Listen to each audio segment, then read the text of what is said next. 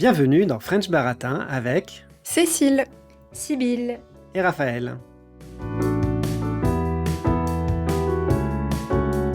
Il y a un mois, le ministre de l'Intérieur Bruno Retailleau a signé une circulaire pour durcir les conditions pour obtenir la nationalité française quand on est étranger. Ce texte précise, je cite, que l'acquisition de la nationalité française doit demeurer l'aboutissement d'un parcours d'intégration puis d'assimilation réussi et exigeant. Qu'est-ce que le ministre veut dire par là ? Bien sûr, il fait référence au niveau de langue française. À partir de 2026, il faudra avoir le niveau B2, alors que jusqu'ici le B1 suffisait. Mais il fait aussi référence à tout un ensemble d'éléments qui sont censés prouver une certaine intégration dans la société française, comme le fait d'avoir un travail stable en France. Mais au-delà des critères administratifs et des papiers officiels, qu'est-ce que ça veut dire de devenir français pour une personne de nationalité étrangère ?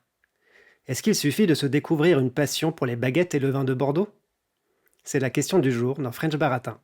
Pour mieux comprendre ce parcours, je suis allé à la rencontre de Yasmine et de Victorine, qui ont toutes deux fait la démarche d'obtenir la nationalité française.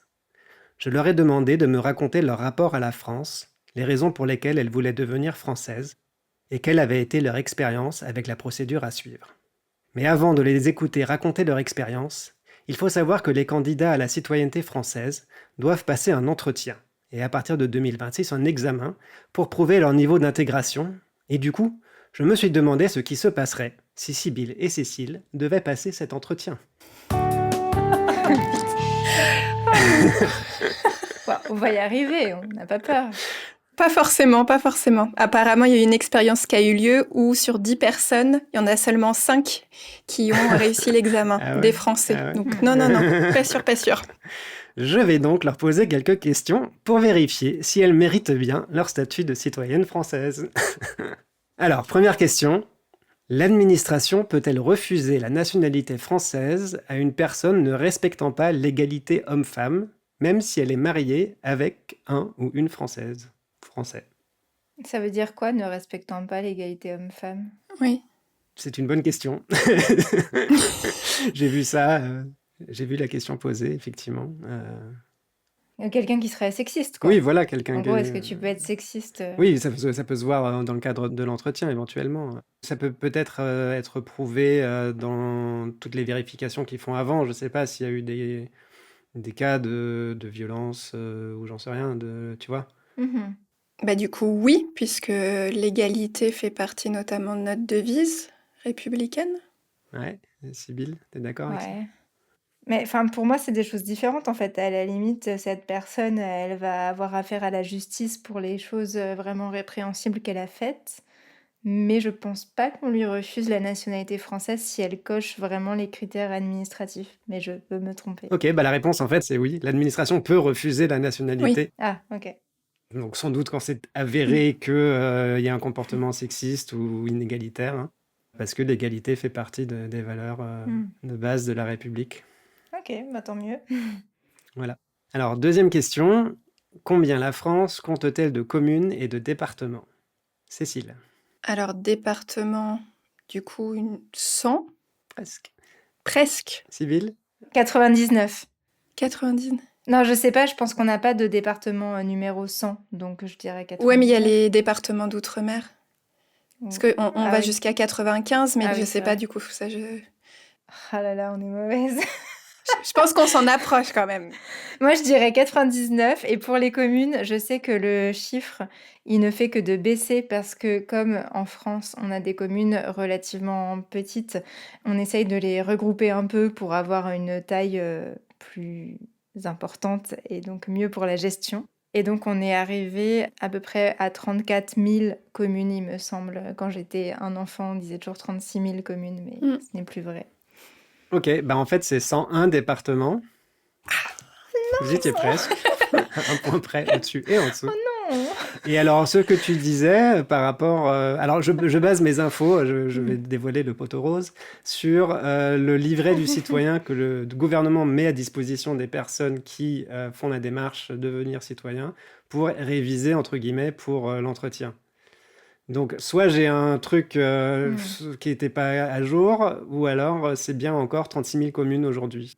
Non, et c'est pas 36 000 communes aujourd'hui, ça, j'en suis Ce qui est sûre. très bizarre parce qu'en fait, j'ai quand même téléchargé ce document directement sur le site service public, machin truc, c'était pas... Oui, bah, ils l'ont pas mis à Si jour, même hein. l'État français ne réussit pas ses Et ils n'ont pas propres mis à jour questions. leur truc alors. On va vérifier sur Ouais. Google quand même, en direct pour vous. Donc, liste des communes en France. Voilà. Le nombre de communes en France est en fréquente modification, généralement la baisse. Ainsi, au 1er janvier 2024, la France ne comptait plus que 34 935 communes hors donc collectivité d'outre-mer, et ville de Paris. Bon, on peut rajouter Paris, hein, ça fait 34 936. Ok. Donc, c'est pas 36 000. Le gouvernement n'a pas le droit à l'identité française. Il faudra revoir sa copie. Moi, j'aurais dû vérifier mes sources. Mais non, mais c'est logique que tu sois allé sur le site. Enfin, Ouais, je sais pas, je me suis pas posé plus de questions que ça, quoi, quand j'ai vu ce truc. Oui, bah, de toute façon, je pense que quelqu'un qui te répond même 32 000, c'est validé, non? C'est une idée Probablement, oui. globale, Oui. je pense. un ordre de grandeur. Ouais. Ouais. Bon, et alors, troisième et dernière question. Les citoyens élisent quelles institutions et pour combien de temps? Les représentants qui sont dans les institutions élues. Sibylle. Alors, nous élisons le président ou la présidente de la République. Nous élisons nos maires. Ah, pour combien de temps? Bon, le président, c'est 5 ans. Le maire ou la maire, c'est 6 ans. 6 ans. Oui. Nous élisons également nos députés pour 5 ans. Et les assemblées départementales, si je ne me trompe pas. Et nous les élisons tous les 6 ans, je pense. Ok, Cécile, tu valides? Alors, je valide au moins les 3 premiers, le 4e, je ne savais pas. Tu n'as pas parlé des régionales, du conseil régional. Ben, parce que c'est indirect, il me semble, non? Eh bien non. Et du coup, pour combien de temps? C'est pas souvent, hein? Donc tous les 6 ans encore, je dirais. Voilà, c'est ça. Donc, conseil régional tous les 6 ans, conseil départemental tous les 6 ans, Mhm. conseil municipal et maire tous les 6 ans, l'Assemblée nationale tous les 5 ans, le président de la République tous les 5 ans. D'accord. Bon, bah bravo, vous êtes, Citoyenne. allez, demi-citoyenne? Oh, presque quand même. Ça va, je pense qu'on peut être accepté. Non, ça va, oui, oui, oui, je rigole. Bah surtout Cécile. Cécile, elle a eu tout bon, hein? Ou enfin un département près. On s'est complété là. Oui. Ouais, vous êtes complété, ouais, tout à fait. Moi, je voulais accepter les gens sexistes, mais c'est juste que ça me semblait pas faire partie des critères, mais tant mieux, hein. Ok, bah très bien. Eh bien, je propose maintenant qu'on passe au témoignage de Yasmine et de Victorine. On va donc commencer par les écouter se présenter. Je m'appelle Yasmine, j'ai 32 ans. Ça fait quelques années que je vis en France. Je suis d'origine allemande et j'ai une chaîne YouTube qui parle notamment de la culture et langue allemande et française, surtout des différences culturelles entre les deux pays.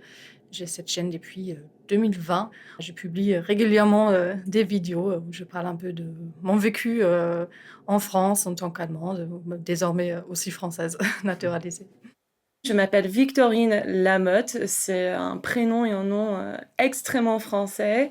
Et je suis née aux États-Unis de parents américains et du côté de mon père, on est d'origine française. Je suis née en Louisiane, qui a été une colonie française à l'époque. Et du côté de mon père, toute la famille, on a des origines françaises. On a tous des prénoms très français et ça fait partie de l'histoire de notre famille. Alors pour commencer, on va écouter Yasmine nous raconter quels ont été ses premiers contacts avec la France et pourquoi elle s'y est installée. Petite, je passais souvent mes vacances en France avec mes parents. Alors, c'était un pays que je connaissais un peu. Ensuite, j'ai décidé d'apprendre le français au collège pendant quelques années. Mais après, au lycée, c'était plus possible parce qu'il n'y avait plus de cours de français proposés dans mon lycée. Et ça m'a rendu un peu triste parce que j'aimais bien le français. Bon, j'ai commencé mes études et je me suis dit, bah, je pourrais peut-être faire un Erasmus en France. Et comme ça, apprendre le français, m'améliorer. Et en 2014, je suis partie pour un semestre à Brest, en Bretagne. Et c'est là-bas où j'ai vraiment appris le français. Parce que mon français du collège, ça datait un peu. Et voilà, je suis arrivée à Brest avec un français très basique. Mais j'ai vite progressé. C'est un peu comme ça que je suis tombée amoureuse de la France. Ça m'a beaucoup plu, cette expérience. J'ai ensuite décidé de faire un stage en France et ensuite un master franco-allemand qui m'a permis de faire mon seconde année de master à Lyon. Et depuis, je suis restée en France. Après mon séjour à Brest, je suis retournée vivre à Mannheim pour finir ma licence, mon bachelor. Et j'ai un peu déprimée. Ça m'a manqué en fait cette aventure en fait d'apprendre une nouvelle langue, culture au quotidien. Et j'avais juste envie de retourner en France. Et ce que j'ai fait rapidement après. Voilà, je me suis plus sentie vraiment à ma place et j'avais un peu. J'adore Mannheim où j'ai fait mes études. C'est une ville que j'aime bien, mais j'avais déjà passé quelques années là-bas. J'avais envie de quelque chose de nouveau. Et je me suis dit, pourquoi pas voilà, aller encore en France. Après, je me suis pas dit que je vais rester toute ma vie. Hein. Je me suis dit, j'y vais pour mon master. Hein. C'était pas une chose qui était claire dès le début. J'ai voulu en savoir plus sur l'histoire de Victorine et de sa famille, et pourquoi et comment elle a commencé à apprendre le français et à se plonger dans la culture française. Ma mère est complètement américaine. Elle est née dans l'Arkansas, donc je sais pas si tu connais, c'est au-dessus de la Louisiane. Et mes 2 parents, ils sont américains. Je suis née en Louisiane, à la Nouvelle-Orléans, et j'ai grandi dans un petit village qui s'appelle Mondeville, qui a l'air aussi, c'est très français. Je pense que mon père, c'était important pour lui que j'ai un prénom français. Et Victorine, ça fait un peu 19e siècle, disons. Et c'était le prénom de la grand-mère de mon arrière-grand-mère. Donc il y avait une Victorine dans la famille au 19e siècle. Elle est allée aux États-Unis, je pense, de Paris. Et apparemment, l'histoire, c'est qu'elle était la directrice d'une maison close à la Nouvelle-Orléans. C'était son mari qui gérait le restaurant en dessous et c'était elle qui gérait ce qui se passait au-dessus. Donc voilà. Comme la Nouvelle-Orléans, c'était une ville à la base française et francophone. Je pense que c'était un endroit intéressant pour des Français pour aller s'installer. Et je pense que ça a commencé au milieu du 19e siècle et au fur et à mesure, je pense que toute la famille est allée s'installer en Louisiane.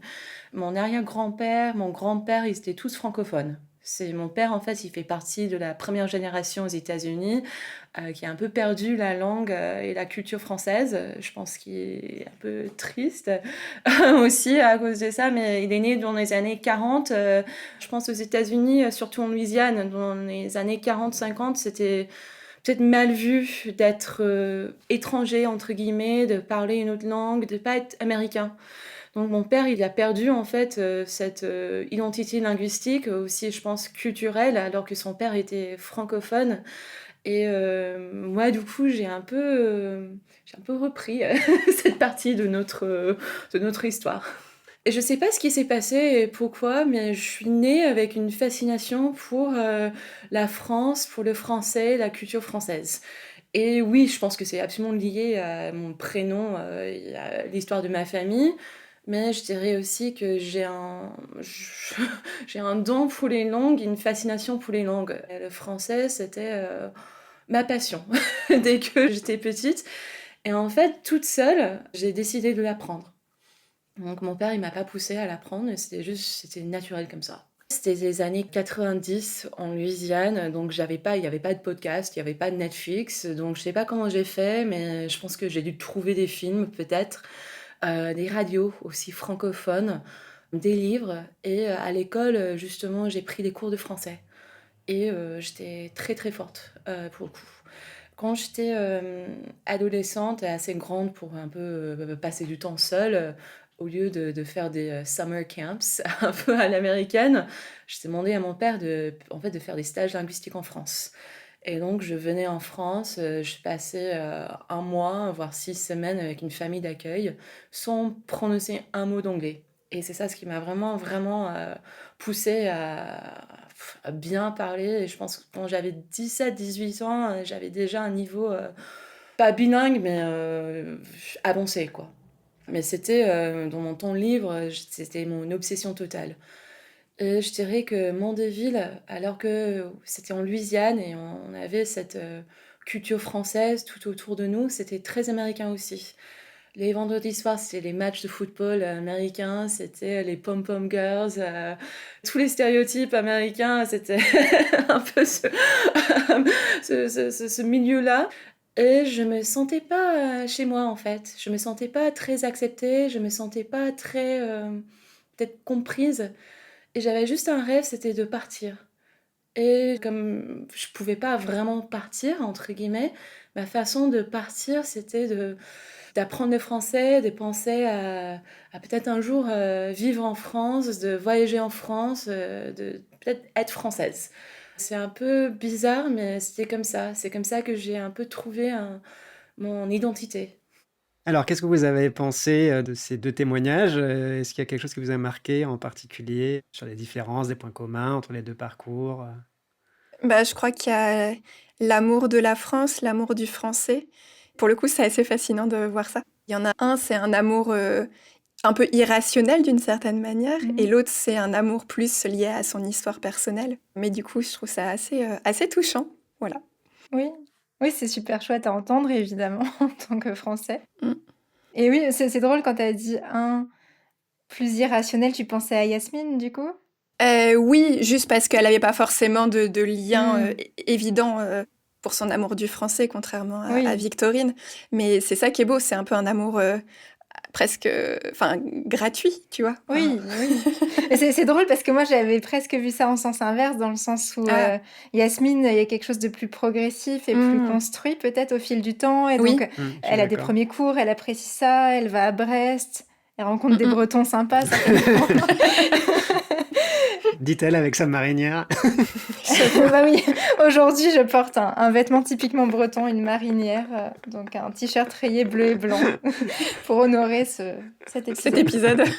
Et oui, Victorine, il y a un côté vraiment passion, et je trouve ça super qu'elle ait pas été déçue, parce qu'en fait, quand on se fait une image Ça, comme c'est ça, vrai. enfin, on n'a pas encore entendu toute son histoire, mais en tout cas, elle semble avoir persévéré dans son intérêt pour le français et la France, et je trouve ça, oui, chouette qu'elle ait pas eu cette belle image qu'elle se faisait de la France, trop brisée, parce qu'on entend beaucoup parler, par exemple, ça c'est pas tout à fait la même chose, du tout, mais des touristes, qui, ont une image très romantique de la France, qui arrivent à Paris et là c'est bruyant et le métro sent pas bon, et donc ils sont très déçus parce que la réalité ne colle pas à leur image, et là, apparemment une image positive de la France a pu rester dans leur esprit. D'ailleurs, ce dont tu parles, Sybille, ça a un nom, c'est le Oui. syndrome de Paris. Oui, le syndrome de Paris, ouais. Et pourtant, tu les as rencontrés toutes les deux à Paris, hein, Raphaël? Tout à fait, tout à fait. Toutes les 2 vivent à Paris. Donc Paris ne les a pas dégoûtés. Il semblerait qu'elles se plaisent Ouais. là-bas, donc voilà. Il y a un côté un peu magique, je trouve, justement dans l'apprentissage d'une langue. C'est le fait de pouvoir, d'une certaine manière, multiplier ses identités. Oui. Je trouve ça assez chouette. Alors, on va maintenant écouter Yasmine nous parler de ses premières expériences du quotidien en France, et Victorine nous raconter l'évolution de son rapport à la France et à la culture française, parce qu'elles n'ont pas eu un parcours tout à fait pareil, évidemment. Yasmine est donc, comme vous l'avez déjà un peu entendu, assez rapidement revenue en France. Victorine, ça a mis un petit peu plus de temps, donc voilà. On va pouvoir là entendre un peu la suite de leur parcours. En Erasmus, le début était un peu dur parce qu'on arrive. Brest, c'est pas forcément la ville la plus belle, même si maintenant j'ai des bons souvenirs là-bas.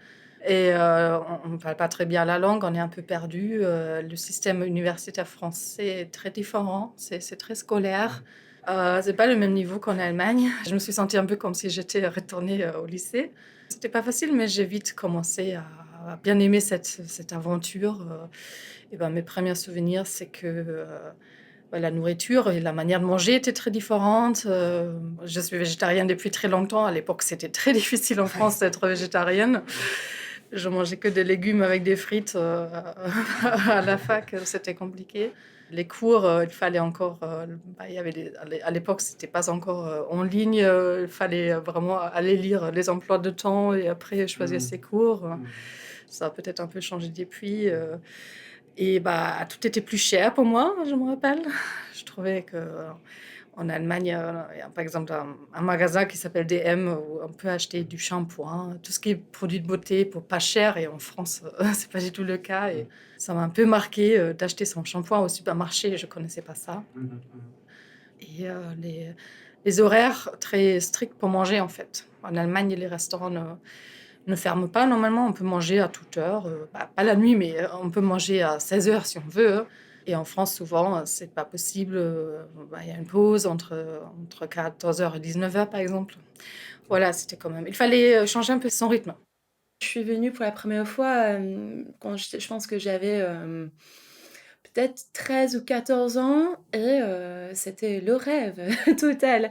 C'était tous les stéréotypes et je pense que j'avais une idée, déjà j'étais un enfant donc j'avais une idée très romantisée de la France quoi et pour moi c'était waouh. Et au fur et à mesure, mon attitude a changé. Déjà, en fait, tout ce que j'ai fait dans la vie, c'était pour parler le français ou apprendre davantage sur la France. Donc, j'ai commencé mes études aux États-Unis à l'université de Columbia, Barnard College, à New York City. Et je me suis spécialisée en études francophones. Donc, ça colle bien avec mon parcours. Et j'ai étudié l'histoire coloniale française en Afrique du Nord. C'est très spécifique. Et je pensais en fait vouloir faire un doctorat dans ce sujet-là, qui est très spécifique. Donc déjà, en fait, en apprenant un peu cette histoire-là, c'est une histoire qui est très dure en fait pour la France. Et d'apprendre ce qui s'est passé en Algérie, pour moi, c'était très... ça a révélé pas mal de choses pour moi. Et donc, j'ai passé 4 ans à étudier ça. Et puis, j'ai eu mon diplôme et j'ai pas fait de doctorat. J'ai fait une crise existentielle et un peu, et j'ai trouvé un boulot à New York pour une maison d'édition française. Même si je travaillais en anglais, j'éditais des livres en anglais, mon équipe on se parlait en français presque toute la journée. L'équipe de graphistes, les chefs de fabrication, mes patrons étaient français. Et c'était très intéressant de travailler dans un milieu français, une entreprise française, mais je vivais à New York. Quand j'avais 24 ans, je me suis mariée avec une personne de nationalité française que j'ai rencontrée pour le coup au boulot. Et pendant 7 ans de ma vie, tout mon quotidien, mes matinées, mes soirées, mes vacances, on se parlait en français. On venait souvent à Paris pour passer des fêtes avec sa famille. Et pendant mon mariage à New York, j'ai toujours eu le rêve peut-être qu'on vienne en fait s'installer en France. En 2019, j'ai séparé. C'était à New York. Et j'ai continué en fait. J'ai continué pas mal d'activités dans les milieux francophones. Il y a un festival de cinéma à Lincoln Center, des matchs de football, le World Cup pour le football français. Ouais, donc j'ai continué en fait parce que je voulais pas perdre cette partie de mon identité. Et c'était aussi très important pour moi de pas perdre mon niveau de français, même en vivant aux États-Unis. Et alors, quand est-ce que tu es venue t'installer en France? Je suis arrivée en mai 2021. C'était plein Covid. Le Covid, ça a commencé en mars 2020, partout dans le monde, et j'étais à New York. Et à New York, c'était vraiment, vraiment dur. Tout était en télétravail. J'ai eu pas mal d'amis qui sont partis, qui ont quitté New York pour aller vivre d'ailleurs. Ma vie sociale, c'était mort. J'ai eu ma nationalité française déjà à New York, donc j'avais déjà mon passeport français. Et je me suis dit en plein Covid, bah tiens, si je vais rester enfermée dans mon appartement pour le reste de ma vie, je préférais en fait être enfermée à Paris.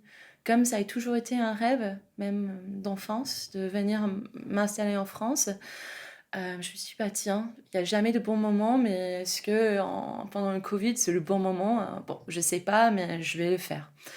Et donc, j'ai préparé les projets pendant plusieurs mois. Et donc, je suis arrivée le 17 mai 2021. Et c'était, je pense, la dernière semaine avec le couvre-feu à Paris. Donc, très intéressant. J'avais quelques connaissances à Paris, mais j'avais pas d'amis, je connaissais pas beaucoup de personnes. Alors, qu'est-ce qui vous a marqué? Moi, ce qui m'a marqué, je pense que je m'identifie un tout petit peu au parcours de Yasmine, ayant moi-même fait un Erasmus en Angleterre dans une ville pas forcément sexy. Et du coup, toute l'expérience qui vient avec l'Erasmus, où on découvre des nouvelles façons de vivre ou des nouvelles façons de travailler, comme elle explique par rapport à la fac. Et ouais, je pense que c'est ce qui est un peu merveilleux quand on va à l'étranger et que tout notre monde en fait s'ouvre un petit peu plus parce qu'on découvre que ce qui paraissait juste évident ou normal dans notre pays ne l'est pas forcément pour d'autres.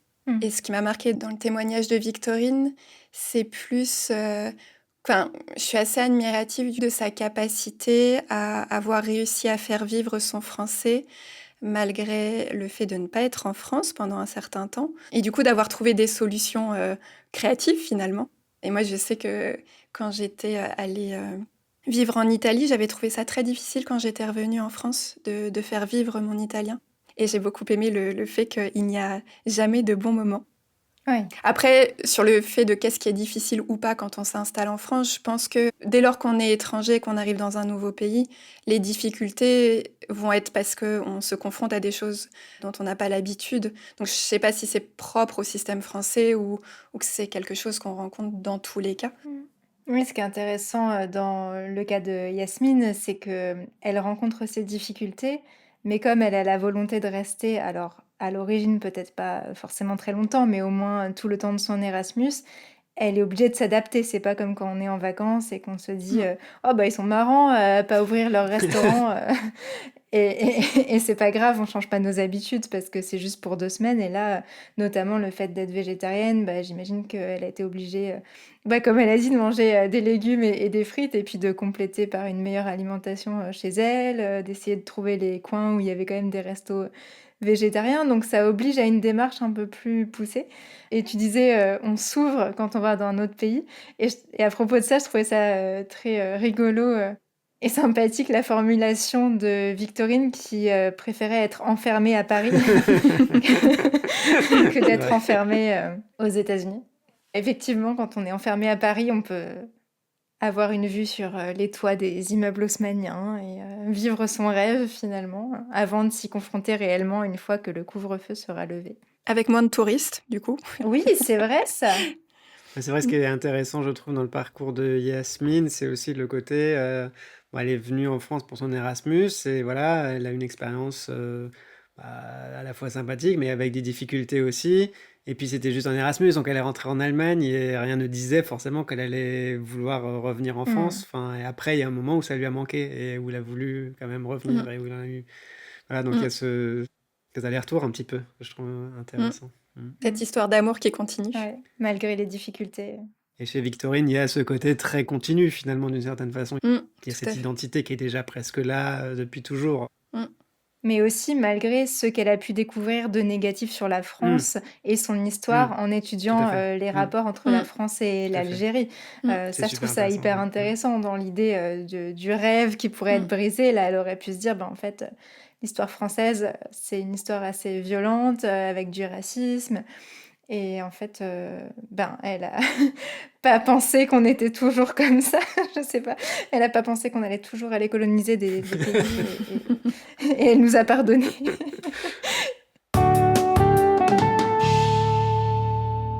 Avant d'écouter la suite des témoignages de Yasmine et Victorine, un petit rappel. Nous produisons ce podcast sur notre temps et notre argent personnel et nous souhaiterions qu'il reste sans pub. Vous pouvez nous soutenir pour le prix d'un café sur Patreon. Vous trouverez le lien dans la description. Merci beaucoup à celles et ceux qui le font déjà. Alors on va maintenant écouter Yasmine et Victorine nous raconter leur expérience à la fois différente et similaire avec le processus de naturalisation. Pour obtenir la nationalité française, il faut avoir vécu en France depuis 5 ans. Après, il y a des cas spécifiques, quand on est marié, je crois que c'est 4 ans avec un Français ou une Française, ou si on a fait des études supérieures, c'est que 2 ans. Dans mon cas, c'était 5 ans en tout cas, parce que j'avais fait qu'une année de master en France. Et au bout de 6 ans en France, je me suis dit, c'est quand même un peu injuste que... Je paye mes impôts ici, que je fais tout en France. Je me suis mise à mon compte, alors je crée une entreprise. Et pourtant, je n'ai pas le droit de voter, par exemple. Et je me suis dit, je me sens de plus en plus franco-allemande, pas forcément uniquement française, hein, mais franco-allemande, on va dire. Et je voulais que ça soit aussi un peu reconnu officiellement, on va dire. Et après, je me suis dit, pourquoi pas, c'est encore une aventure. Voilà, après, c'était pas une chose que j'ai réfléchi longtemps. Je me suis dit, bon, ça va être compliqué avec tous les papiers. Hein. Est-ce que j'ai vraiment envie de ça? Est-ce que j'ai vraiment besoin de ça? Mais autour de moi, plusieurs autres amies allemandes ont commencé aussi à faire leurs demandes. Et je me suis dit, ça y est, on va le faire ensemble, on va y arriver. On va se lancer dans le projet. Il fallait d'abord rendre beaucoup, beaucoup de documents. Heureusement que pile au moment où j'ai commencé à faire ma demande, c'était possible de le faire en ligne. À Paris, en tout cas. Ça dépend un peu des villes, des préfectures. Et il fallait beaucoup de documents pour prouver ce qu'on fait comme travail, ce qu'on gagne, ce qu'on a fait comme études, des actes de naissance, des actes de naissance de ses parents, voilà. C'est des papiers qu'on me demande régulièrement depuis que je vis en France pour tout un tas de démarches administratives. Alors, il n'y avait rien de très, très compliqué. Mais bon, le plus dur, c'était d'avoir son casier judiciaire. Allemand, français, c'est très facile. Mais pour l'Allemagne, il fallait aller à l'ambassade, fallait payer 50 €, fallait envoyer une lettre, fallait attendre 2 mois. Bon, en France, c'était un clic sur Internet. Voilà. Alors, le côté allemand était plus compliqué, avoir les papiers de l'Allemagne, parce que l'Allemagne, il y a plein de choses qui se font encore par voie postale, on va dire. Et c'était un peu long. Hein, ouais. Et ensuite, après avoir rendu tous les documents, faut attendre longtemps. Je pense que j'attendais 6 mois. Et après, on m'a demandé encore 2-3 documents, je crois, que j'ai rendus. Et après, j'ai eu rendez-vous à la préfecture de police à Paris pour mon entretien de naturalisation, 1 mois ou 2 mois avant. Voilà, et après, il faut faut se préparer. Parce que pendant ce rendez-vous, il pose des questions un peu sur la culture et histoire française. Après, il y a un cahier en ligne qu'on peut télécharger qui aide à se préparer. C'est pas non plus une préparation qui prend des mois. Hein. C'est beaucoup de choses que j'ai un peu fait à l'école aussi. Hein. C'est quoi la Révolution française? Pourquoi ça s'est produit? C'était en quelle année? Mais après, il fallait aussi apprendre toutes les régions en France, leurs capitales, qui sont les ministres actuels, qui étaient les présidents de la République française. Voilà, il fallait quand même connaître quelques détails. J'ai même appris la Marseillaise par cœur. On m'a pas demandé, j'étais un peu triste. Et voilà, et il teste aussi votre niveau de français. Hein. Alors la personne veut voir que vous êtes capable de parler couramment le français. Je crois qu'il faut un niveau B2, il me semble, B1 ou B2, que j'avais largement à ce moment-là. Et du coup, ça m'a pas posé de problème. Je me suis préparée un peu pendant 2 semaines, peut-être 1 heure par jour. Et après, ça s'est très bien passé. J'ai répondu à toutes les questions. Et après l'interview, on m'a demandé encore 2-3 documents. Et après, c'était reparti pour attendre. J'ai un peu oublié la chose, en fait, parce que voilà, on peut pas faire grand-chose, hein, il faut juste attendre. Et le jour où j'ai obtenu la nationalité française, je n'étais même pas informée. C'est... parce qu'on a un espace en ligne et il faut vraiment regarder dedans. Hein. J'ai pas eu de mail, j'ai pas eu de lettre, rien. J'étais en vacances au Japon et après je rentre et je me rends compte, je me connecte et je vois que ça fait déjà 1 mois et demi que j'ai la nationalité française. Et c'était un peu dommage parce qu'il y avait des élections à ce moment-là et j'ai pas pu voter parce que c'était trop tard pour s'inscrire aux listes électorales. Voilà. J'étais mariée aux États-Unis, c'était 9 ans de mariage, et au bout de 4 ans, on peut faire la demande pour la nationalité. Et pour moi, c'était une évidence totale. Voilà, c'était une évidence totale. J'ai eu mon passeport. Par rapport au mariage, je pense que c'était plus facile. En fait, c'était pas mal de papiers qu'ils ont demandé, tout un dossier, des factures pour l'électricité, le bail, le contrat de mariage, le certificat de mariage américain. C'était pas mal de documents en fait américains qui on a dû traduire en français. Pas mal de documents aussi qu'il fallait faire tamponner. Ça, c'était compliqué. Les extraits de naissance de mes parents, par exemple, un casier judiciaire ouais, aux États-Unis. Mais c'était pas choquant, en fait, la liste. Et on a dû passer un entretien pour parler de notre couple, comment moi, j'ai intégré un peu la culture et la langue française dans ma vie, mais mes réponses étaient pas oui, bien sûr, on se parle en français, oui, bien sûr, je regarde des films en français, on cuisine des plats français, donc des questions un peu basiques, mais de voir si la personne qui fait la demande, c'était moi, si on voulait vraiment s'intégrer un peu dans la culture française, voilà, avoir une identité française. En fait, la personne au consulat qui a fait l'entretien, elle a un peu fait la remarque, je sais pas trop comment ou pourquoi vous êtes là, vous êtes déjà tellement française que ça sert pas à grand chose de faire cet entretien. J'ai dû aussi passer un examen de niveau de langue en fait. Et j'ai dû faire un entretien pareil. C'était à l'Alliance française de New York et j'ai un niveau C2. Et pareil, la personne à l'Alliance française m'a dit un peu, bon, on fait ça parce qu'il faut, mais et vous avez déjà un très bon niveau, donc voilà.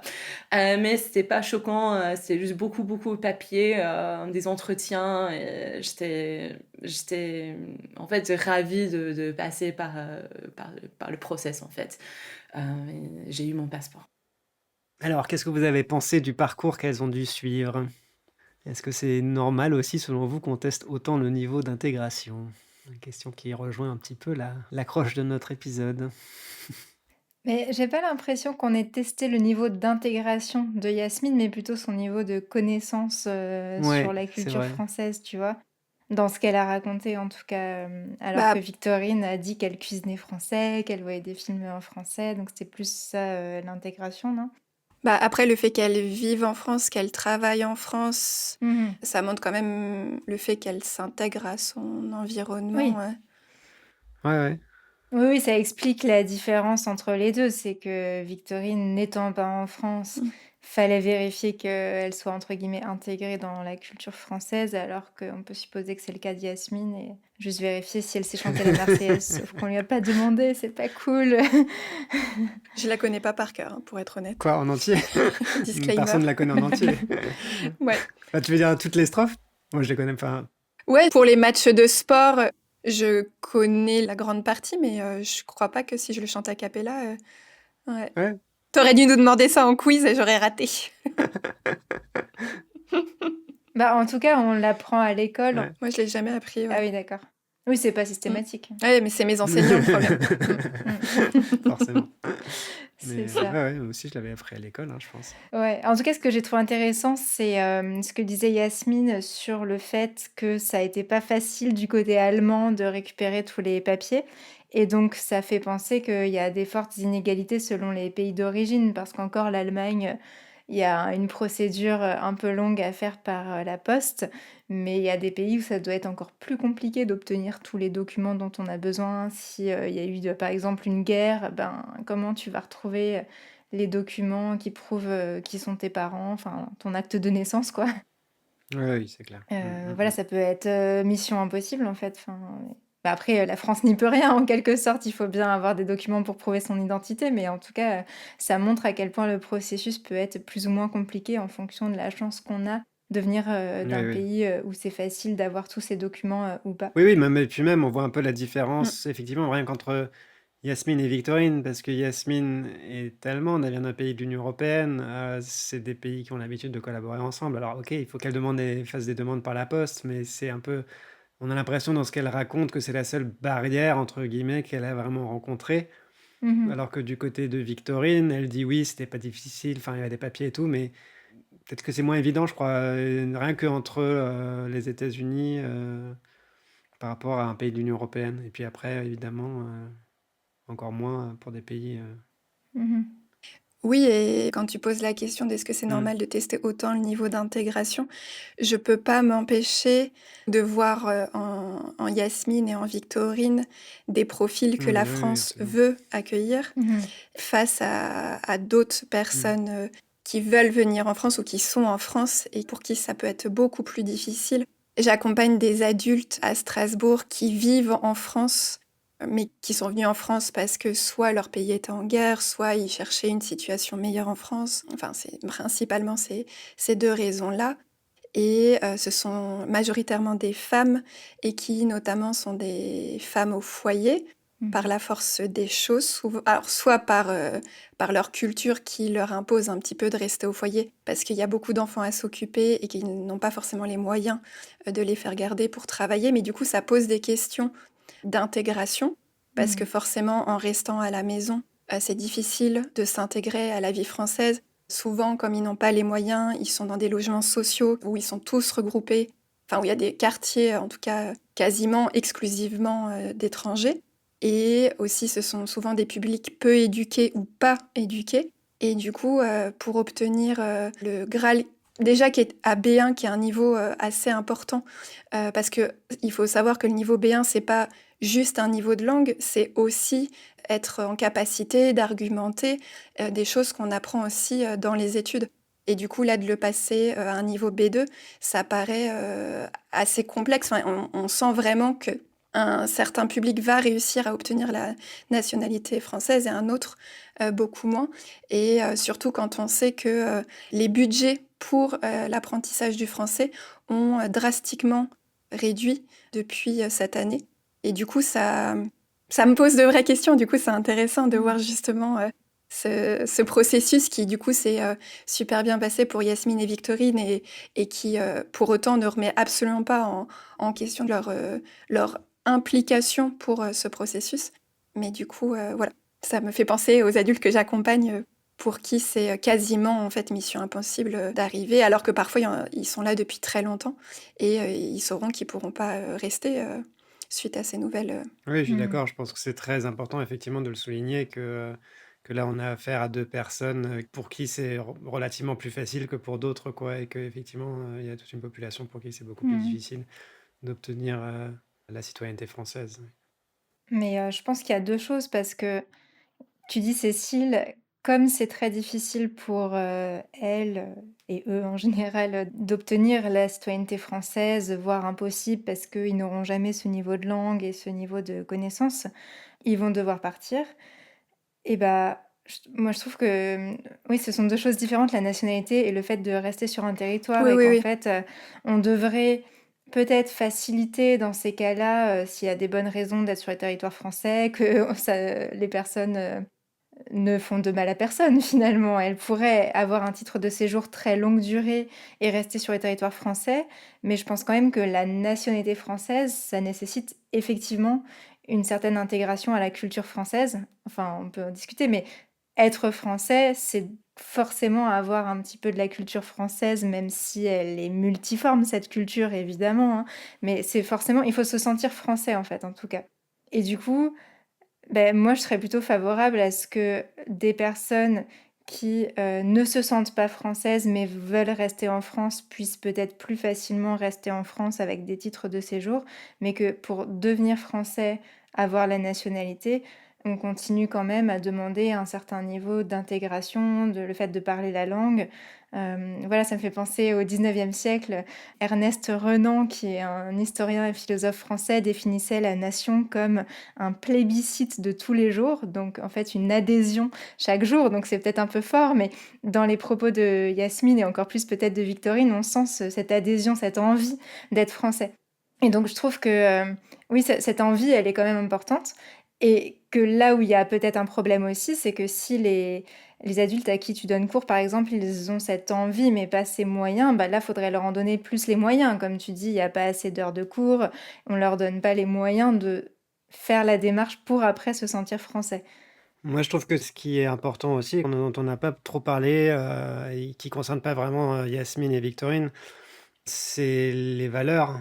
Oui. Ça concerne pas trop Yasmine et Victorine parce que ce sont des valeurs démocratiques finalement. Elles viennent toutes les deux de pays démocratiques. Donc, c'est des valeurs de liberté, liberté, égalité, fraternité, quoi, comme dans la devise de la France, et la laïcité aussi. Et ça, c'est quelque chose, je pense, qui est peut-être en partie difficile à prouver, mais qui est important à vérifier aussi d'une certaine façon, parce que quelqu'un qui veut devenir français, mais pour qui ces valeurs ne sont pas importantes, ou qui a... Voilà, ouais, ça pose problème. Oui, non, mais parce que du coup, aujourd'hui, il va falloir le niveau B2 pour avoir la nationalité, mais il va falloir le niveau B1 pour avoir une carte de séjour, je crois, de 10 ans, et il va falloir le niveau A2 pour le titre de séjour qui dure 3-4 ans, je crois. Et du coup, moi, par exemple, j'ai des adultes qui parlent très bien français, mais qui, par exemple, n'écrivent pas. Donc, ils ne seront jamais capables de passer ces examens-là. Et après, je suis complètement d'accord que pour avoir la nationalité française, il faut pouvoir incarner les valeurs de la France. Ça me semble effectivement indispensable.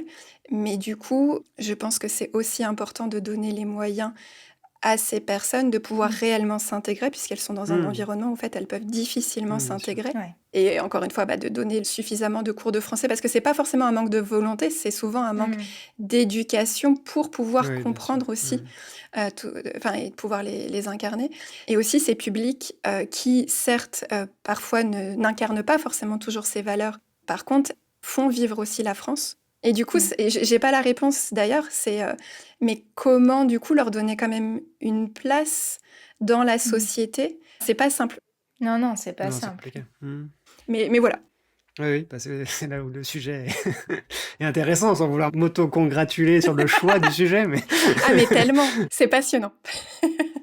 Ensuite, j'ai demandé à Yasmine et Victorine si la naturalisation avait changé quelque chose pour elles, et si oui, quoi? J'étais un peu émue. En fait, il y a un journal qui sort à chaque fois qu'il y a un certain nombre de personnes qui sont naturalisées. Il y a comme un journal en ligne qu'on peut consulter. Et là, on voit toutes les personnes qui ont été naturalisées ce mois-ci ou ces 2 derniers mois, je ne sais pas. Et c'est là où j'ai trouvé mon nom, en fait. Et oui, ça m'a fait plaisir quand même. Déjà parce que c'était quand même un peu de travail, quoi, d'arriver là. J'ai dû quand même faire pas mal de démarches. Et j'étais pas sûre de l'avoir parce que on m'avait dit, ils n'aiment pas trop quand tu travailles à ton compte, ils préfèrent quand tu es en CDI. Du coup, je n'étais pas sûre de l'avoir et finalement, je l'ai eu et ça m'a rendue un peu fière. J'ai un peu pleuré. Voilà. Je me suis même rendu compte que c'est assez utile. Par exemple, maintenant, souvent, pour des démarches en ligne, ils demandent... il y a une application qui s'appelle France Identité qui fonctionne uniquement avec une carte française, qui est d'ailleurs un peu une discrimination, hein. Et du coup, j'étais assez contente de l'avoir. Et aussi là, j'attends un enfant et je sais que ça va faciliter aussi des choses administratives pour moi, d'être déjà française avant que l'enfant soit né. Là, pour reconnaître mon enfant à la mairie, en fait, il faut en France... Quand vous n'êtes pas marié, vous attendez un enfant, parce que le cas avec mon copain, on n'est pas marié. Il faut que le père reconnaisse son enfant à la mairie. Et le mieux, c'est de le faire avant la naissance. Du coup, on s'est rendu à la mairie. Et c'est plus facile, en fait, quand les deux sont français, on va dire.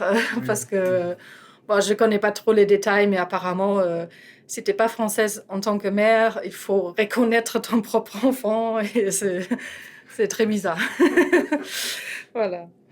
Du coup, non, je regrette pas, ça facilite quand même quelque chose. Par exemple, c'est des trucs tout bêtes, mais je travaille à mon compte, j'ai récemment déménagé, il faut déménager son entreprise en gros. Et c'était pas possible avec ma carte allemande en fait, il fallait vraiment ma carte française. Et j'ai lu après que pour les étrangers, ils doivent payer un service supplémentaire. C'est très injuste, hein. Je pense que c'est juste que quelqu'un n'a pas très bien réfléchi.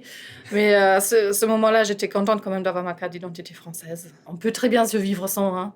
Mais non, je suis très contente. Et, voilà, même si, là, comment dire, les temps sont un peu durs politiquement en ce moment, en France et en Allemagne. Et je pense que l'amitié franco-allemande a un peu souffert aussi ces dernières années.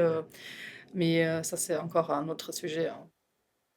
Quand je rentre aux États-Unis pour voir ma famille, je me sens complètement française parce que je me sens chez moi en fait dans ce pays et surtout à Paris. Donc je pense que ça fait que 4 ans mais je me sens déjà parisienne. J'ai même des gestes, des façons de parler qui sont très un peu c'est très parisien. Mais Vivre à Paris, en France, c'est pas facile. Il y a des moments, en fait, où je me sens très américaine, même plus américaine que je sentais quand j'étais aux États-Unis. C'est très ironique, mais c'est comme ça. Il y a des choses, je comprends pas, je suis pas d'accord. Déjà, les Français, surtout les Parisiens, ils sont pas très ouverts, en fait. Ils aiment pas trop parler à des étrangers, des inconnus, en fait, en faisant la queue ou juste dans la rue comme ça. Et ils sont très fermés. Et même, je pense qu'ils se méfient un peu des gens qui sont peut-être différents, qui viennent d'un autre pays. Surtout des Parisiens, comme c'est une ville globale, c'est une ville très internationale, mais il y a pas mal de Parisiens, ils ont tous leurs amis, en fait, c'est des amis de leur lycée, en fait. Ils sortent jamais de leur bande de potes. Et parfois, je me sens très seule. Mais oui, j'ai des attitudes complètement peut-être françaises, voire parisiennes. Je marche vite. Parfois, j'ai pas beaucoup de patience. Je râle. J'ai des jugements aussi qui sont très, un peu, disons, un peu à la française. Mais je pense que je me sens plus française parce que en fait, j'ai vécu à New York 14 ans. Et en étant en France, je me sens... C'est comme si je prenais plus de temps à faire des choses, ou même de prendre des petits plaisirs en faisant mes courses, ou d'aller au marché, ou même d'acheter des produits frais, de me faire des plats, ou juste de prendre un verre de vin en terrasse. Je pense que la vie en France fait que tous ces petits moments, ces petits plaisirs, tu peux en profiter tout le temps si tu veux. Et tu peux trouver la beauté dans tellement de choses simples. Et là, je trouve pas ça aux États-Unis. J'ai pas tous ces petits moments simples d'une beauté absolue aux États-Unis. J'ai aussi moins de pression pour peut-être avoir du succès sur le plan financier, sur le plan carrière. Je suis auto-entrepreneur ici, c'est pas facile tout le temps et j'ai en ce moment quatre petits boulots. Alors, je pense aux États-Unis, surtout à New York, je pense que j'aurais honte de faire quatre petits boulots. C'est pas une grande carrière. Je gagne, ok, moyen, mais c'est pas extraordinaire. Et quand je dis ce que je fais à des gens en France, ils me disent bah, waouh, Victorine, c'est magnifique. Et en fait, je me sens moins petite ici. J'ai l'impression que j'ai tout ce qu'il me faut dans la vie en France. Alors, qu'est-ce que vous en pensez? Bah, moi, je trouvais très très chouette la conclusion de Victorine où elle se sent moins petite en France. Effectivement, en France, je pense que ce qu'elle fait, je crois avoir compris que ça pouvait avoir un rapport avec la culture. Enfin, elle fait certainement des choses intéressantes. Alors même si c'est des petits boulots, comme elle dit, et qu'elle gagne pas énormément d'argent et qu'il n'y a pas une logique de carrière forcément derrière, oui, c'est valorisé en France. Et donc, c'est super qu'elle puisse se sentir valorisée voilà, par la culture française par rapport à ce qu'elle fait. Donc, je trouvais ça très chouette. Je trouvais ça rigolo que elle ait adopté plein d'habitudes, je dirais plus parisiennes que françaises, comme le fait de marcher vite, de râler, etc. Mais comme Paris... Ouais, tu fais une tête, Cécile, comme si tous les Français étaient des râleurs. Ouais, Oui, oui, mais pour moi, c'est pas forcément négatif comme terme. Enfin, c'est Ah oui. négatif, mais dans le sens, je pense pas qu'on râle pour rien. On râle parce qu'on a Hmm. toujours une envie d'améliorer les choses. C'est Hmm. pas dans la forme, je suis pas sûre que ça soit toujours positif, mais en tout cas dans l'intention. Enfin, je sais pas, mais peut-être que j'idéalise les Français Ah, sur ce ok. côté-là, mais voilà. On fait la révolution. Mais tout à fait, sincèrement, je pense. Je pense qu'on s'assoit jamais sur nos acquis, ou on essaye toujours d'avoir plus, en fait. Hmm. Hmm. Là, c'est Raph qui... Qui fait une tête. Voilà, c'est ça. On n'est pas forcément d'accord, mais je suis franco-française, donc je suis forcément un peu biaisée. Peut-être un peu trop patriote à votre goût. Bah, moi, je suis parisiano-française et du coup, je pense que oui, on râle partout, mais on marche vite plutôt à Paris. Oui, ça oui. Et on est plus désagréable à Paris. Et donc, toi, Raphaël, en tant que franco-allemand, tu penses que c'est pas que positif que les Français râlent plus? Non, c'est pas ça, c'était plus l'idée qu'on s'assoit pas sur nos acquis, tout ça. Je suis pas sûr que. Mais ça concerne pas. Enfin, ça concerne toutes les démocraties aujourd'hui. Je pense qu'on a tendance justement à s'asseoir sur nos acquis et à oublier qu'en fait, la démocratie, c'est pas forcément évident et que, comme dirait Renan, du coup, hein, c'est une adhésion de tous les jours aussi. Et voilà, on prend les choses pour évidentes, certaines choses pour évidentes alors qu'elles ne le sont pas. Oui, on ne se rend pas compte de nos privilèges, ce qui me fait penser à ce qu'a dit Yasmine sur les privilèges des Français qui ont accès par exemple à France Identité, donc ce système de connexion sur Internet pour faciliter les démarches administratives. Et c'est vrai que c'est incompréhensible, hein, pourquoi il n'y aurait pas un équivalent de France Identité pour ceux qui ont juste un titre de séjour. Pourquoi ça coûte plus cher, pourquoi c'est plus compliqué, alors que là, c'est pas un privilège incroyable à leur offrir que de leur permettre de faire des démarches faciles sur Internet. Enfin, c'est vrai que c'est intéressant du coup d'avoir le point de vue d'une personne qui n'avait pas accès à cette facilité et qui tout d'un coup découvre à quel point les choses peuvent être quand même plus faciles, plus fluides. Et en même temps, c'était intéressant parce que les fois où j'ai vécu à l'étranger, le fait de ne pas avoir la nationalité n'a jamais été un frein dans mes démarches administratives. Mais en même temps, j'ai pas eu peut-être de grandes choses à faire sur le territoire, entre guillemets. Et du coup, c'est intéressant de voir, par exemple, que quand on a un enfant, c'est plus simple, ou pour déménager son entreprise, c'est plus simple, etc. Donc, j'ai trouvé ça intéressant parce que, au-delà du côté se sentir français, vouloir voter en France, j'avais pas forcément pensé aux problèmes logistiques que ça pouvait poser de ne pas avoir la nationalité. Et concernant Victorine, ce qui était intéressant sur être un petit peu entre deux identités, enfin le fait qu'elle se sentait française aux États-Unis mais américaine en France, je pense que c'est le sentiment que beaucoup de binationaux peuvent avoir et qui n'est pas forcément évident à gérer. Là, pour le coup, en tant que franco-allemand, je peux dire que, comme dirait Victorine, il y a des choses avec lesquelles on est d'accord, comme elle dit, et d'autres avec lesquelles on est moins d'accord. En d'autres termes, des choses dans la culture d'un des deux pays qu'on préfère par rapport à celle de l'autre pays et inversement. Donc, typiquement, là, ce qu'elle raconte sur cette assez grande différence culturelle entre les Américains et les Français. Enfin, elle parle des Parisiens, mais je pense que ça peut se généraliser aux Français et à tous les Européens même. Ce fait de ne pas se parler entre étrangers quand on fait la queue, elle a l'habitude de ça en venant des États-Unis, elle aime ça et ça lui manque en France. Sibylle et moi, on a vécu aux États-Unis pendant 1 an et on a vécu le truc inverse et c'est vrai que bon... au début, ça fait bizarre. Ça faisait bizarre aussi, voilà, c'est ce que je veux dire. En fait, nous, on a l'habitude d'être dans notre bulle, d'être tranquille, et donc on se dit, pourquoi on me parle, en fait? Qu'est-ce que je suis là, quoi. Et après, on se rend compte que c'est sympa.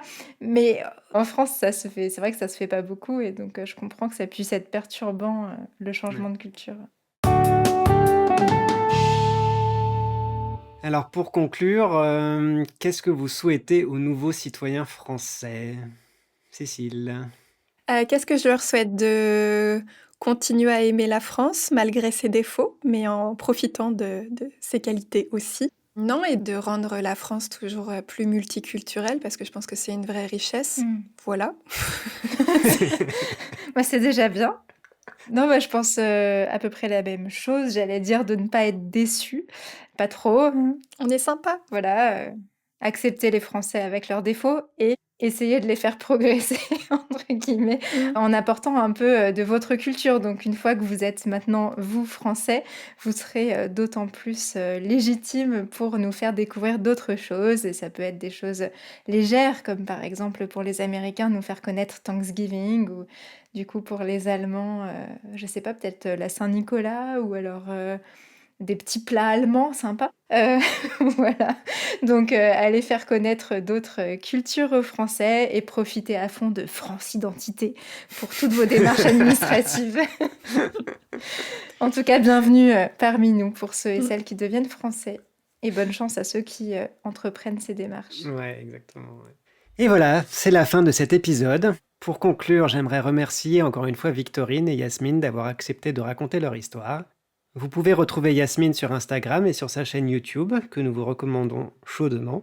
Elle s'appelle Une vie allemande et vous trouverez plus de 200 vidéos en allemand et en français sur la vie en France. Et si vous voulez faire une pause entre 2 vidéos, rejoignez notre Patreon, où vous trouverez une transcription complète de l'épisode et de nombreux bonus. On se retrouve la semaine prochaine pour le premier mini-épisode du mois. À bientôt dans French Baratin. À bientôt. À bientôt.